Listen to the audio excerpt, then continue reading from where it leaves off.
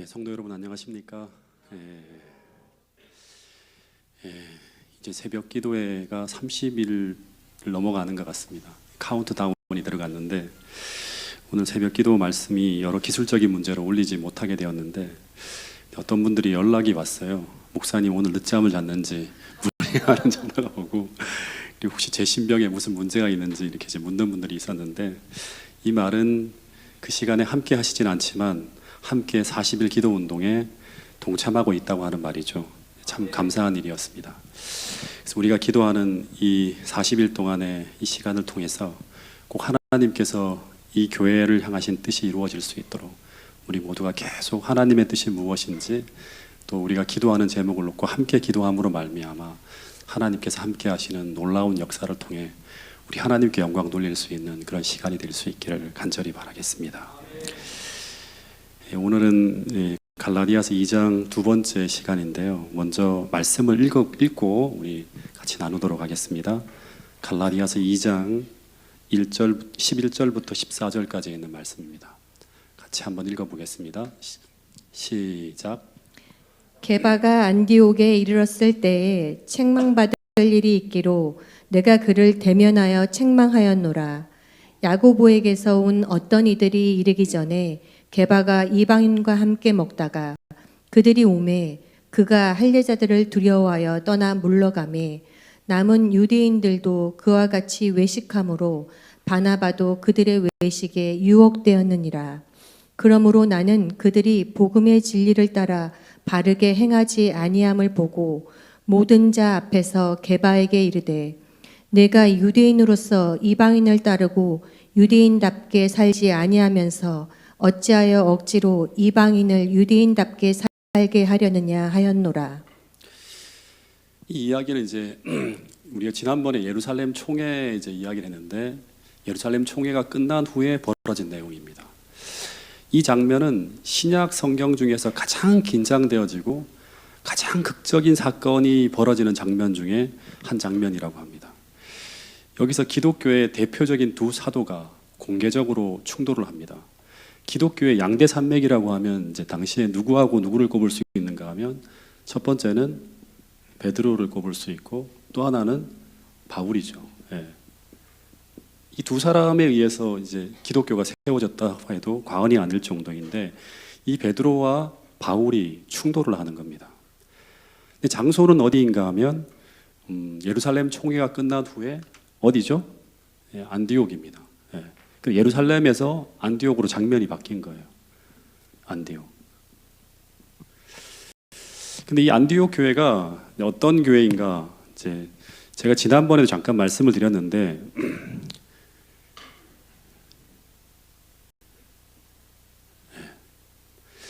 여기 보면 이제 안디옥 교회가 이제 예루살렘에서부터 쭉 북쪽으로 올라가면 이제 거의 다소 근처까지 다메섹에서도 한참 올라가는 지점에 있어요. 그래서 이 안디옥은 동으로 서로 가면 그리스 로마로 갈 수 있고 그 다음에 이제 동으로 가면 이란, 이라크, 남쪽으로 가면 이집트로 내려갈 수도 있고 또 북쪽으로 가면 북갈라디아로 갈 수도 있고 또 해안하고 같이 인접되어 있기 때문에 이 교통의 요지래요. 그리고 무역의 중심지고 그래서 온갖 문화가 다 몰려 들어오는 곳이 온갖 민족들이. 그래서 이 안디옥 교회는 사도행전 11장, 13장에 보면 이제 이방 선교의 불꽃이 타오르는 곳입니다. 여기에 복음이 들어가자마자 막 엄청나게 부흥하는 일들이 벌어지는 거예요. 그래서 당시 안디옥 교회는 가장 변화를 앞장서서 주도하는 교회였고 그리고 말씀대로 개혁을 강하게 이끌어간 그런 교회가 바로 이 안디옥 교회였습니다. 그러니까 오늘날로 보면 가장 진보적인 교회였다고 볼 수 있겠죠. 예루살렘 교회에서 가장 멀리 떨어져 있는 곳에 그 변방에 위치한 교회입니다. 근데 당시 교회가 예루살렘 총회를 통해서 이방인이 할례를 받지 않고도 교인으로 받아들이기로 인정을 했어요. 그죠? 그러니까 교회법적으로 그걸 인정을 했어요. 근데 교리로는 인정했지만 이 지침이 각 교회로 내려가서 실질적으로 이것이 받아들여지는 것은 아직까지는 좀 시간이 많이 걸리는 그런 상황이었습니다. 마치 옛날에 우리가 이제 양반과 그 상놈의 제도를 제도적으로는 갑오경장 때 철폐를 했지만 이것이 실제로 시민사회에서 그대로 실천되어지기까지는 시간이 많이 걸리는 것과 똑같은 일이 벌어지고 있는 거예요. 그래서 이 교회가 여전히 이 유대적 색채를 버리지 못하고 주춤거리고 있을 때, 그때 이 안디옥 교회는 이 변화를 앞장서서 주도하면서 가장 개혁적으로 변화되기 시작한 그런 교회가 바로 이제 이 안디옥 교회입니다. 요즘 얘기하면 이제 여러분들이 들어보셨을지 모르겠지만 메타 처치라고 하는 이제 교회가 끝없이 변화해가는 그런 이제 교회라고 하는데, 그런 교회가 바로 안디옥 교회였습니다. 복음을 따라서 개혁적인 움직임을 보이는 교회가 바로 살아있는 교회죠. 이게 바로 이제 안디옥 교회였습니다. 사도행전 11장에 보면 이 안디옥 교회에 이제 큰 부흥이 일어나기 시작했고, 그러면서 이곳에서 제자들이 처음으로 그리스도인이라고 불리기 시작했다고 합니다. 굉장한 영향력을 지역사회에 행사하면서 복음이 계속 성취되어지고 이루어지는 것을 계속 경험하는 그런 교회, 그 교회가 바로 안디옥 교회예요. 예. 그리고 어느 교회도 꿈꾸지 못했던 세계 선교의 비전을 가지고 사도 바울과 바나바를 세계 선교를 위해 파송했던 교회가 어느 교회인가 하면 안디옥 교회입니다. 예루살렘 교회가 아니에요. 안디옥 교회에서 파송을 했어요. 지역 교회에서. 다시 말하면 유대 팔레스타인에서만 머물던 복음이 이제 사마리아로 가서 거기서 정체되어 있을 때 세계를 향해서 퍼뜨리기 시작했는데, 이 결정이 예루살렘 총회의 결정이 아니라 사도들이 머물고 있는 예루살렘 교회의 결정이 아니라 가장 변방에 있는 안디옥 교회라고 하는 한 교회가 이런 엄청난 비전을 품고 하나님 앞에 기도하면서 세계 선교를 시작하는 가운데 어떤 일이 시작되었다? 전 세계를 향해서 복음을 전하는 그 일을 감당했던 교회가 바로 안디옥 교회라고 하는 거예요. 이 한 교회로 인해서 기독교가 온 세상으로 퍼져가는 거예요. 예루살렘 교회는 이걸 할 수가 없죠. 왜냐 그럼 이방인에 대해서 아직까지도 이 할례도 포기하지 못하겠고 이방인들에게 복음이 전해지는 게 아직도 주춤거리고 있었기 때문에 그걸 할 수 없었는데, 안디옥 교회가 그 일을 감당했다고 하는 거죠. 네. 그래서 어쩌면 이 안디옥 교회는 예루살렘 교회를 능가하는 그런 교회로 강력하게 복음으로 성장하고 있었던 교회가 바로 안디옥 교회였습니다. 제가 이 안디옥 교회를 생각하면서 어떤 걸 생각했는가 하면, 마치 오래전에 이 태능교회가 어느 재림교회도 시도하지 않는 것들을 막 시도하면서 재림교회를 선도하였듯이 그렇게 이 안디옥 교회가 기독교의 변화를 이끌어 갔다고 하는 것입니다. 여러분, 저는 다시 한번 여러분들과 함께 꿈을 꾸고 싶습니다. 진짜 복음으로 말미암아 끝없이 교회가 개혁되어지고 변화되어져 가는 교회. 그래서 어느 교회도 감당할 수 없는 그 일을 감당할 수 있는 교회, 그 교회가 태능교회가 될 수 있기를 간절히 바라겠습니다.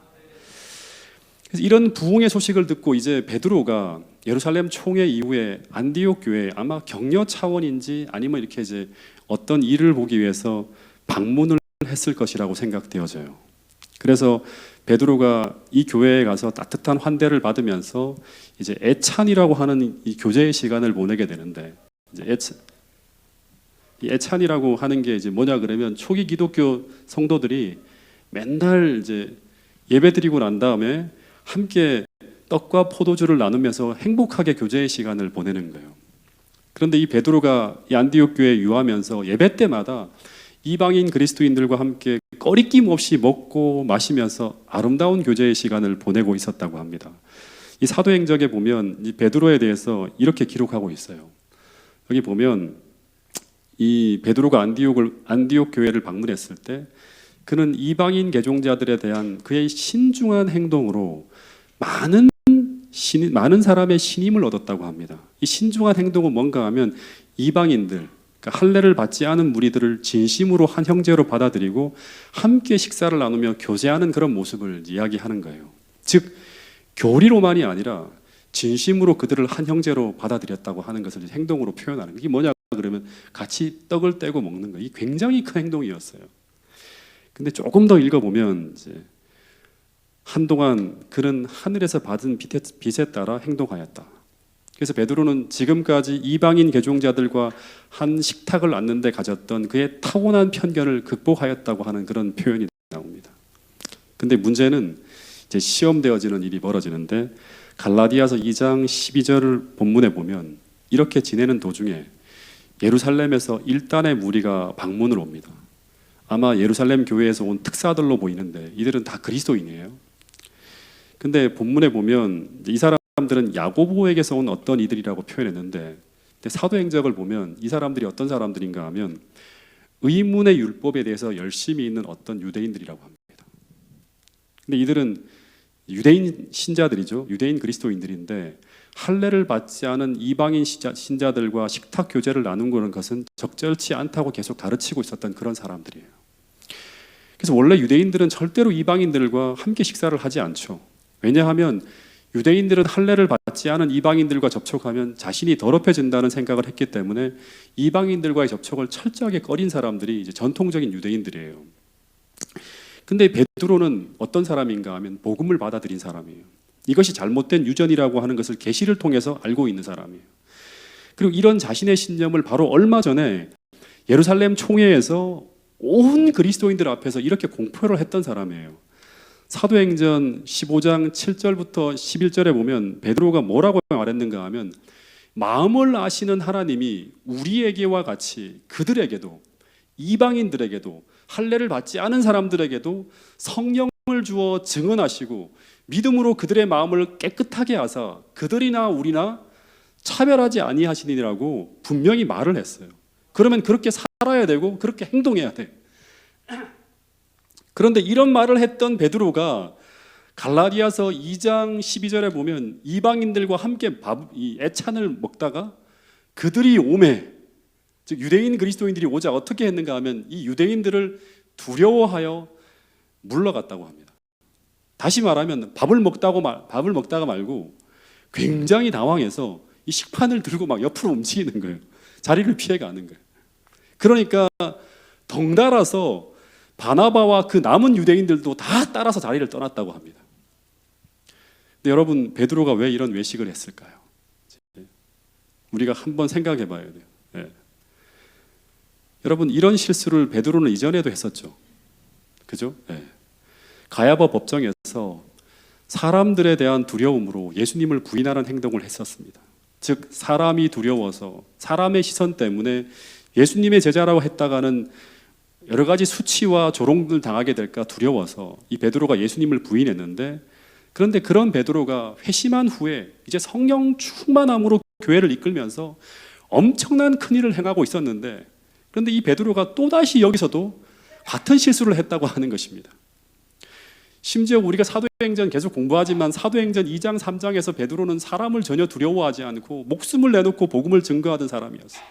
그러면서 그는 어떤 말까지 하는가 하면 내가 사람을 기쁘게 하려 하나님을 기쁘게 하려 나는 보고 들은 것을 전하지 아니할 수 없도다라는 이런 모습으로 복음을 증거했던 이 베드로가 여기서는 전혀 다른 모습을 보이게 되는데, 그런데 이 모습은 오늘 우리에게 대단히 중요한 교훈을 우리에게 주고 있다고 하는 것입니다. 여러분, 인간의 모습 속에는 우리가 죽을 때까지 이 두 가지의 모습이 공존한다고 하는 것입니다. 주님이 오실 때까지 이 두 가지의 모습이 공존할 수가 있어요. 누구에게나 사람에게는 이 두 모습이 존재합니다.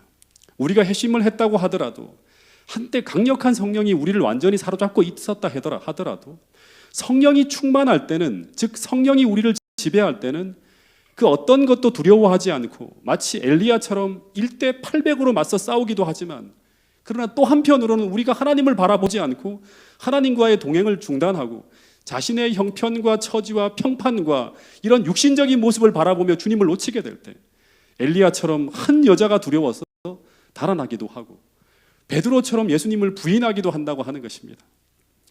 마치 베드로가 주님을 바라볼 때는 인간의 연약함을 초월해서 막 무리를 걸어갔지만 그가 주님을 바라보기를 그쳤을 때, 즉 주님을 의지하기를 그쳤을 때, 그래서 자신의 모습을 바라볼 때 그는 어떻게 되죠? 물속으로 빠져들어가는 것과 마찬가지의 모습이죠. 모든 하나님을 붙드는 능력이 사라졌을 때 그는 물속으로 잠수하는 거예요. 그래서 이런 모습을 통해서 우리가 하나 생각하게 되는 것은, 성경에서 말하는 변화라고 하는 것은, 이 변화라고 하는 것, 이 변화가 성화라고 할 수도 있고 하나님의 능력 안에서 우리가 살아가는 것을 말하는 것일 수도 있죠. 성경에서 말하는 변화라고 하는 것은 우리가 계속 하늘에서 주어지는 은혜 아래 머물고 있다고 하는 것을 의미해요. 이게 계속 우리 삶 속에 나타난다고 하는 건 뭐냐 그러면 우리가 머무는 위치가 하나님의 은혜가 부어지는 그 은혜 아래 우리가 머물고 있다고 하는 것을 이야기한다고 하는 것입니다. 네. 그래서 이 은혜를 받는 위치에서 벗어나는 순간 우리는 영락 없이 이전의 모습으로 돌아갈 수 있다고 하는 것을 우리는 기억해야 된다고 하는 것입니다. 그래서 우리가 변화된다고 하는 것은 한 번의 회개로 혹은 한 번의 성령 충만으로 끝나는 것이 아니라 매일 내 삶이 예수님 앞에 굴복된 삶이어야 된다고 하는 사실을 다시금 깨우쳐 주는 것이 바로 이 베드로의 모습이라고 하는 것을 우리 모두가 꼭 기억할 수 있게 되기를 간절히 바라겠습니다.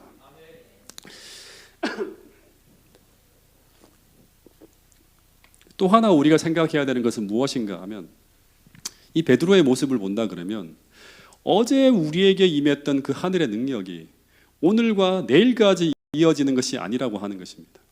그래서 매일 우리는 주님 앞에 무릎을 꿇고 매일의 필요한 은혜를 구해야 된다고 하는 사실입니다. 그래서 우리가 하나 착각할 수 있는 것이 무엇인가 하면 저도 이제 계속 이 생각을 놓치지 않으려고 하는데 내가 뭔가 조금 선해지고 뭔가 내게 능력이 머무는 것 같고 하늘의 능력으로 충만해지는 것을 느끼며 살아갈 때 그래서 마치 내 안에 뭔가가 있는 것처럼 착각하게 될 수도 있어요. 이게 내가 뭔가 좀 달라졌구나, 내 안에 뭔가 있구나 하는 생각을 할 수도 있어요. 근데 이것이 뭔가 하면 영적 교만이고 함정에 빠질 수 있는 위험한 생각이라고 하는 것입니다. 여러분, 늘 우리는 하나님이 주시는 것을 받아야지만 온전하게 설 수 있어요. 우리 안에는 어떤 선한 것도 존재하지 않아요. 그래서 우리에게 임한 이 하늘의 은혜를 날마다 붙들고 살아갈 때 우리는 계속적으로 하나님이 주시는 변화와 성화의 길을 걸을 수 있지만 우리가 자칫 이게 뭔가 내가 가지고 있는 어떤 선한 것이라고 착각하는 순간 우리는 베드로와 같이 하늘의 은혜가 사라지고 넘어지는 그러한 어떤 실패를 경험할 수 있다고 하는 사실을 우리는 기억해야 됩니다. 그래서 매일 새벽마다 저는 이런 기도를 해요. 내게는 그 어떤 선한 것도 없고 그리고 그 어떤 것도 온전하게 행할 수 있는 능력이 없다는 것을 매일 아침마다 우리는 고백해야 돼요. 그래서 오늘 내가 온전히 살기 위해서 하나님의 영광을 위해서 살아가기 위해서 하늘로부터 모든 것을 받아야만 하는 존재라고 하는 것을 매일같이 고백하며 주님 앞에 구할 때 우리는 베드로가 경험했던 그 변화와 날마다 성화되어지는 거룩함을 경험할 수 있다고 하는 사실을 우리 모두가 꼭 기억할 수 있게 되기를 간절히 바라겠습니다. 이 사도 바울이 쓴 모든 바울 서신을 읽어보면 바울의 능력의 비결은 여기에 있었다고 하는 사실을 우리는 기억해야 돼요. 굉장히 탁월한 능력을 가지고 있는 사도 바울이었지만 그 모든 것을 다 내려놓고 날마다 하나님 앞에 죽는 경험, 주님 주셔야만 합니다. 받아야지만 제가 온전히 살 수 있습니다. 이 고백 속에 살아갔던 사람이 바로 사도 바울이라고 하는 사실입니다. 여러분, 우리 모두도 그런 마음을 가지고 매일같이 기도의 자리, 하나님의 은혜가 머무는 자리를 떠나지 않고 매일같이 구하며 주님과 동행하는 태능교회 모든 성도들이 될 수 있기를 간절히 바라겠습니다. 또 하나 이 모습을 보면서 생각하게 되는 것은 뭔가 하면 이 베드로와 이 바나바의 어처구니 없는 실수를 보면서 또 하나 교훈을 얻게 되는 것은 아무리 능력 있는 지도자라 할지라도 사람은 절대 신뢰할 수 없는 연약한 존재라고 하는 사실입니다. 그가 아무리 성령으로 충만한 삶을 살고 있을지라도 지금은 그렇게 살고 있을지라도 우리가 신뢰할 수 있는 존재는 안 된다고 하는 사실입니다. 솔직히 말하면 이 베드로와 바나바는 제가 사도행전을 연구하면서 제가 정말 가장 사랑하고 존경하는 인물 중에 한 사람이 바로 베드로와 이 바나바라고 하는 사람이에요. 제가 지난번 설교할 때도 말씀드렸죠. 이 바나바는 정말 대단한 사람이에요. 정말 이타적인 사람이고 무아의 삶을 살아가는 사람이었어요. 근데 이들이 똑같이 베드로와 바나바가 똑같이 참 당황스러울 정도로 큰 실수를 범하는 장면이 이 갈라디아서 2장에 나온다고 하는 것입니다. 그래서 이 갈라디아서 2장의 이 기사를 통해서 우리는 베드로의 무오설과 교황설을 정면으로 부인할 수 있는 이 기사의 내용이 바로 이 부분이에요. 이 베드로의 실수는 무의식적인 실수이기는 하지만 갑작스럽게 나타나니까 당황스러워서 이렇게 움직이기는 이제 어떻게 보면 실수한 거죠, 그죠? 근데 이 결과가 굉장히 심각하게 나가는 것을 보게 됩니다. 이 베드로는 어떤 사람인가 하면 예루살렘 총회 때 이제 온 교우들 앞에 공식적으로 이제 이렇게 살면 안 됩니다라고 선언했던 사람이에요. 바로 얼마 전에 할례 문제에 대한 큰 논란이 예루살렘 총회 때도 있었고 더하여 교회는 그리스도를 믿음으로 구원을 받느냐 행함으로 받는가에 대한 심각한 논란이 계속 일고 있는 그런 상황 속에서 이 기둥 같은 지도자인 베드로가 이 할례 받지 않은 이방인들을 차별하였다고 하는 이것은 사실상 교리적으로는 그가 이방인을 차별하지 말아야 된다고 말을 했지만, 말로는 그렇게 말했지만 실제 행동으로는 그 말과 다르게 차별하는 모습을 나타낸 거예요. 이 일로 인해서 안디옥 교회 신자들이 얼마나 큰 상처를 받았는가 하면 사도행적 194페이지에 보면 이런 내용이 나옵니다. 한번 읽어보겠습니다. 사도행적 194페이지의 내용입니다. 시작. 많은 유대인들이 바나바까지 이 외식에 유혹되었다. 지도자로서 존경과 사랑을 받았던 사람이 이와 같이 약점을 드러낸 것은 이방인 신자들의 마음에 가장 고통스러운 인상을 남겼다. 교회는 분열될 위험에 직면했다. 예, 이방인 신자들의 마음에 가장 고통스러운 인상을 남겼대요. 같이 애찬을 먹으면서 막 이렇게 말하던 사람이 갑자기 다르게 행동을 한 거예요. 예. 그리고 교회는 이걸로 말미암아 분열된 위험에 직면했다고 하는 거예요. 이 예루살렘 교회 중심으로 한 교회와 안디옥 교회로 완전 나눠질 수 있는 그런 상황이 되어버린 거예요. 여기서 우리가 정말 주목해야 될 모습은 지도자들의 행동의 중요성입니다. 베드로가 이렇게 행동을 하니까 안디옥에서 오랫동안 사역을 하고 밥을 먹고 함께 동고동락했던 이 바나바까지, 바나바는 안디옥 교회의 목사였잖아요. 그죠? 바울과 같이 끌려가는 거예요. 이 분위기에 같이 끌려가는 거예요. 네. 베드로의 행동 속에 같이 딸려가는 거예요. 바울과 함께 이 문제에 대한 분명한 빛을 받았던 바나바까지 이 분위기에 휩쓸려 잘못을 범했다고 하는 것입니다. 여러분, 구약 시대에도 보면 수많은 이스라엘의 왕들의 잘못으로 인해서 온 나라가 타락하는 것처럼 그 사람의 지위가 높으면 높을수록, 그 영향력이 크면 클수록 이 파괴력과 영향력이 굉장히 크다고 하는 것입니다. 여러분, 지도자만이 아니죠. 오늘 여러분 한 분 한 분의 영향력이 아무리 작다 하더라도 오늘 나에게 나타나는 그 작은 행동 하나하나는 영원한 미래까지, 가장 작게는 나에게서부터 내 몸과 내 마음에 영향을 미치고요, 크게는 내 가족, 더 크게는 내 교회, 더 크게는 내가 머물고 있는 사회까지 영향을 미친다고 하는 사실을 우리는 기억해야 된다고 하는 것입니다. 그래서 고린도후서 2장 15절에는 이런 말씀이 있어요. 이 말씀도 같이 한번 읽어보겠습니다. 시작. 우리는 구원받은 자들에게나 망하는 자들에게나 하나님 앞에서 그리스도의 향기니. 16절까지 읽어주시겠습니까? 네. 이 사람에게는 사망으로부터 사망에 이르는 냄새요, 저 사람에게는 생명으로부터 생명에 이르는 냄새라. 누가 이 일을 감당하리요? 예, 오늘 우리는 예수님의 향기가 나타나는 어떤 그런 사람이 되어야 한다고 하는 것입니다. 끝없이 여러분의 삶 속에 복음이 담겨져서 주님의 마음을 가지고 주님께서 바라시는 거룩한 영향력이 향기처럼 계속 여러분들의 가족과 교회와 여러분들이 머물고 있는 그 모든 자리에 이 향기가 나타나야지만 우리가 하나님께 영광 돌릴 수 있는 그런 삶을 살아갈 수 있다고 하는 것입니다. 사람들을 살리고 영원한 생명을 갖게 하는 그러한 일에 끝없이 여러분들의 영향력이 사용되어질 수 있는 우리 태능교회 모든 성도들이 될 수 있기를 간절히 바라겠습니다. 이 기사를 통해서 또 하나 교훈을 배우게 되는 것이 있는데, 우리는 베드로의 약점을 통해서 반면 교사의 교훈을 배울 뿐 아니라 이 베드로의 훌륭한 점을 또 하나 배울 수가 있어요. 그 훌륭한 점이 무엇인가 하면 이 베드로의 이 행동을 보면서 바울이 베드로에게 이런 책망을 합니다. 갈라디아서 2장 14절에 보면 이건 제가 읽어드릴게요. 그러므로 나는 그들이 복음 진리를 따라 바르게 행하지 아니함을 보고 모든 자 앞에서 개바에게 이르되, 안디옥 교회 수많은 사람들이 있는 자리 앞에서 애찬을 하다 말고 벌떡 일어나서 이런 말을 하는 거예요. 내가, 이제 베드로를 두고 하는 말이, 유대인으로서 이방인을 따르고 유대인답게 살지 아니하면서 어찌하여 억지로 이방인을 유대인답게 살게 하려느냐 하면서 책망을 합니다. 그러니까 복음 진리를 따라 바르게 너는 행하지 않고 있다고 얘기를 하는 거예요. 근데 베드로가 이런 잘못을 지적을 받았을 때 베드로가 어떻게 행동했을까요? 네.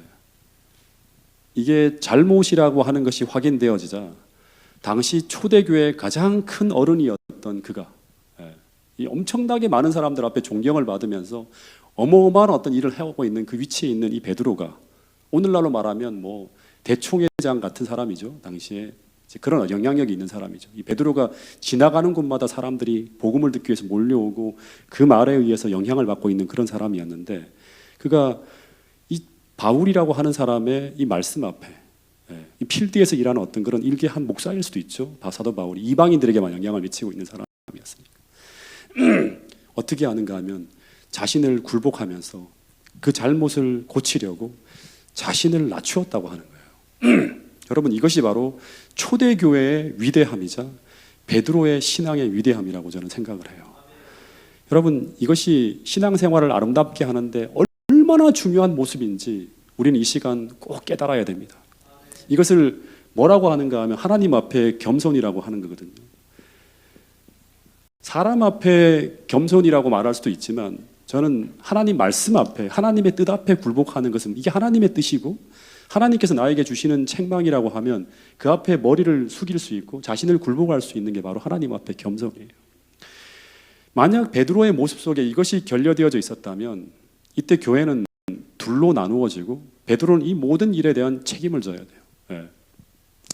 여러분, 보통 우리는 어떤 상황을 통해 잘못을 지적받게 되면 변명하고 방어적이 되고 그리고 상처를 받게 되면 도리어 공격적으로 변합니다. 이게 아담과 하와 이래 모든 죄인들의 모습이에요. 죄성을 가지고 있는 인간들의 모습이에요. 더군다나 이 베드로는 공개적인 자리에서 이런 바울의 책망을 받는다고 하는 것은 자신의 지위에 심각한 타격을 주는 것이기 때문에 이 책망을 받고 묵묵히 견디기는 참으로 어려웠을 거예요. 그런데 베드로는 이 모든 책망을 다 겸허하게 받아들였다고 하는 것입니다. 옛날에 우리 아이들을 봐도 그래요. 아이들이 서로 간에 다투면서 잘못을 범했을 때 야단을 치면 얼마나 변명이 많고 핑계가 많은지 몰라요. 그리고 서로를 공격하느라 바빠요. 근데 이 모습과 예수님의 십자가 앞에서 그 수많은 무고 속에서도 묵묵하게 한마디의 말도 안 하시는 예수님의 모습을 저는 한번 비교해 보았습니다. 여러분, 우리가 성화되었다고 하는 것은 우리가 예수님을 닮아가고 있다고 하는 것입니다. 우리가 성화되어지고 있다고 하는 것은, 주님을 따르고 있다고 하는 것은 예수님을 닮아가고 있다고 하는 것입니다. 근데 그 중에 한 모습이 뭔가 하면 도발을 받을 때도 온유한 모습으로 상대하는 거예요. 이게 진짜 아름다운 모습이에요. 여러분, 이 도발을 받을 때 온유한 모습으로 상대한다고 하는 것은 우리가 어떤 부족한 부분을 하나님 말씀이나 혹은 환경이나 인간관계를 통해 지적을 받을 때 이게 하나님의 뜻이고 나의 어떤 연약한 부분을 하나님께서 내게 그 책망하시는 부분이라고 하는 것이 확인되면 그걸 사람의 말이 아니라 겸허하게 받아들이고 일단은 나 자신을 돌아볼 줄 아는 모습이 바로 뭔가 하면 온유한 모습이라고 하는 거예요. 성경에 보면 온유한 자를 하나님께서 어떻게 하신다? 지도하신다고 해요. 온유한 사람을 하나님께서 가르친다고 하는 거예요. 왜냐하면 여러분, 진정으로 거듭난 사람은 자신의 자아를 예수님 앞에 끊임없이 내려놓는 사람이에요. 그래서 끊임없이 성령을 통해 혹은 말씀을 통해서 하나님은 그 사람을 끝없이 가르치고 지도하면서 그 사람이 어떻게 되는가 하면 오늘 얘기한 것처럼 변화되어지고 성화되어지고 성장해 나가게 된다고 하는 것입니다. 근데 그것이 안 된다고 하는 것은 어쩌면 우리는 아직도 하나님 앞에 교만한 것이고 하나님 앞에 온전히 우리 자신을 내려놓지 못하는 것이고, 그리고 그런 사람을 하나님은 지도할 수가 없다고 성경은 이야기합니다. 여러분, 이 모습이 바로 출애굽 당시 이스라엘 백성들의 모습이었어요. 끝없이 그들은 책망을 받고 지도를 계속 하나님으로부터 어떤 견책을 받고 있는데 이 사람들은 끝없이 불평하고 원망하고 그걸 받아들이지 않아요. 이 모습이 출애굽 당시 이스라엘 백성들의 모습이고, 이 모습이 바로 멸망받은 사울의 모습이에요. 그죠? 이스라엘의 초대왕. 그리고 이 모습이 바로 유다의 모습이라고 하는 거예요. 주님께서 계속 책망하고 상황을 통해 말씀하시지만 받아들이지 않아요. 끝없이 분노하고 원망하고 그리고 온유하게 그걸 받아들이는 것이 아니라 다 변명하고 원망하는 어떤 그런 식으로 대했다고 하는 것이죠. 그러나 베드로는 그가 범한 과오를 알고서 어떻게 하는가 하면 사도행전에 보면 여기 보면 참 감동적인 말이 있어요. 그 힘에 미치는 한 신속히 최대한 빨리 그 잘못을 고치고자 하였다고 합니다. 아 맞다 내가 잘못했구나 하면서 공개적으로 사과하고 그리고 최대한 이 잘못을 신속하게 고치고자 최대한 노력했다고 하는 것이죠. 여러분 우리는 언제나 이 베드로처럼 넘어질 수 있어요. 실수하고 실패할 수 있습니다. 근데 정말 중요한 것은 무엇인가 하면 그 다음 행동이 어떻게 나타나는가가 더 중요한 부분이라고 하는 것입니다. 예, 베드로처럼 우리가 아무리 큰 영향력을 가지고 있는 사람이라 하더라도 겸손하게 그것이 하나님 말씀이고 그것이 하나님의 가르침이라면 그 말씀 앞에 머리를 숙일 수 있는 진정 겸손한 이런 모습이 태능교회 모든 성도들의 모습이 되었으면 참 좋겠습니다. 그래야지만 우리에게는 희망이 있어요. 그래야지만 우리는 끝없이 변화되어질 수 있고 성숙될 수 있고 성화되어질 수 있다고 하는 것입니다. 그런 사람을 하나님은 가르치고 지도하신다고 하는 것입니다. 부디 우리의 마음속에 하나님께서 우리를 지도할 수 있는 어떤 어려운 상황 속에서도 도발을 받을 때라도 우리가 온유함으로 그 모든 상황에 대처할 수 있는 그런 심령을 달라고 하나님 앞에 간구하시는 태능교회 모든 성도들이 될 수 있기를 간절히 바라겠습니다. 만약에 사도 바울이 베드로가 이런 잘못을 범했을 때 이제 사도 바울의 관점이에요. 만약 이 잘못을 지적하지 않고 침묵했다면 어떤 일이 벌어졌을까요? 네. 침묵했다면 교회는 아마 분열되어졌을 거라고 합니다. 네. 이 분열을 막았던 게 바로 뭔가 하면 이 사도 바울의 이 베드로를 견책하는 이런 어떤 이 죄를 죄라고 지적한 거죠. 네.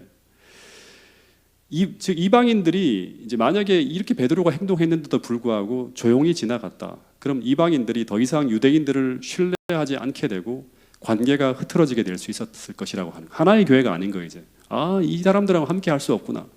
말로는 그렇게 하지만 그렇게 행동은 그렇게 하지 않는 이 사람들과 함께 관계를 맺을 수 없겠구나. 이제 이렇게 되어버렸을 거라고 하는 거예요. 어떤 주석책을 보니까 만약 그날 바울이 베드로에게 반대 입장을 취하지 않았더라면 전체 기독교가 유대교로 역류하여 정체 상대에 빠지거나 다시금 돌아가는 거예요. 그러니까 예루살렘 총회를 했다 하더라도 지도자가 이렇게 행동했기 때문에 절대 안 바뀌는 거예요. 유대교로 다시금 역류해요. 그러니까 교회가 발전을 못하는 거죠. 아니면 이방인 기독교와 유대 기독교에 영원한 틈이 생기든지 분열되는 거예요. 이때부터 장로교, 감리교 하는 것처럼 이제 두 파로 나눠지는 거죠. 이런 식으로 교회가 분열되어졌을 거라고 하는 거예요. 예수님은 한 분인데 성찬은 몇 개다? 둘이에요. 성찬은 이방인들이 먹는 성찬과 유대인들만 먹는 성찬이 따로 있다고 하는 거예요. 이건 주님의 가르침과 맞지 않는 거예요. 그런 식으로 교회가 갈 수도 있었다고 하는 거예요. 근데 이때 바울이 놀라울 정도로 용감하게 베드로에게 저항함으로써 복음 진리와 교회 안에서의 유대인과 이방인이 나눠지는 것을 막을 수 있었다고 하는 것입니다. 여러분 그래서 정말 우리가 두 가지를 배워야 돼요. 하나는 진짜 온유하게 우리가 어떤 상황 속에서 대처할 수 있는 어떤 그런 하나님의 성령이 우리 마음을 지배하는 그런 온유함이 있어야 되고 또 한편으로는 죄를 죄라고 지적하는 용기가 우리에게 필요하다고 하는 거예요.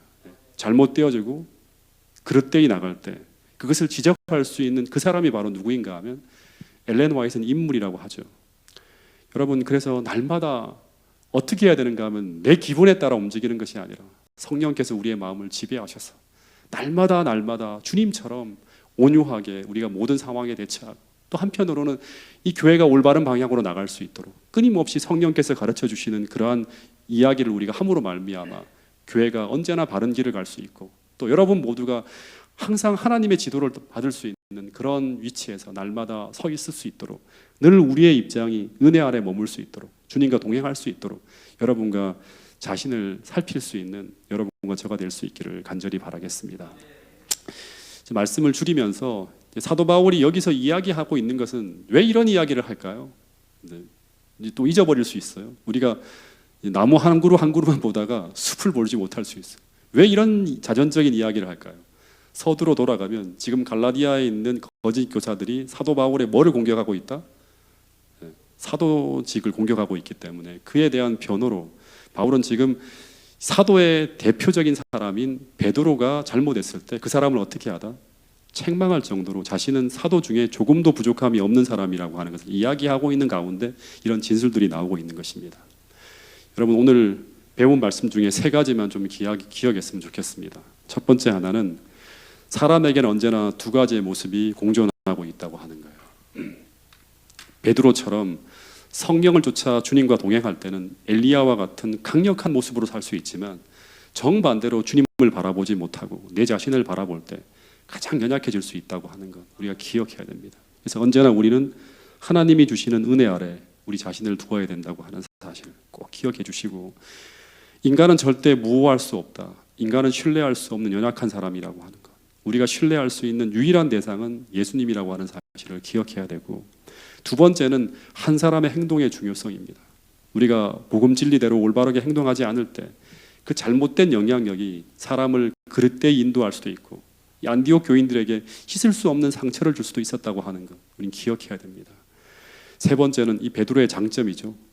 우리는 넘어질 수밖에 없는 연약한 인간이지만, 그러나 넘어지지 않는 것도 중요하지만 넘어지고 난 다음에 그 다음 우리가 어떻게 행동하는가 더 중요하다고 하는 사실을 기억하면서 오늘 이 주신 말씀대로 오늘 우리 자신을 다시금 돌아보고 기도의 자리에서 그런 사람이 되게 해달라고, 배운 교훈대로 살아갈 수 있게 해달라고 우리 모두가 기도할 수 있게 되기를 간절히 바라겠습니다.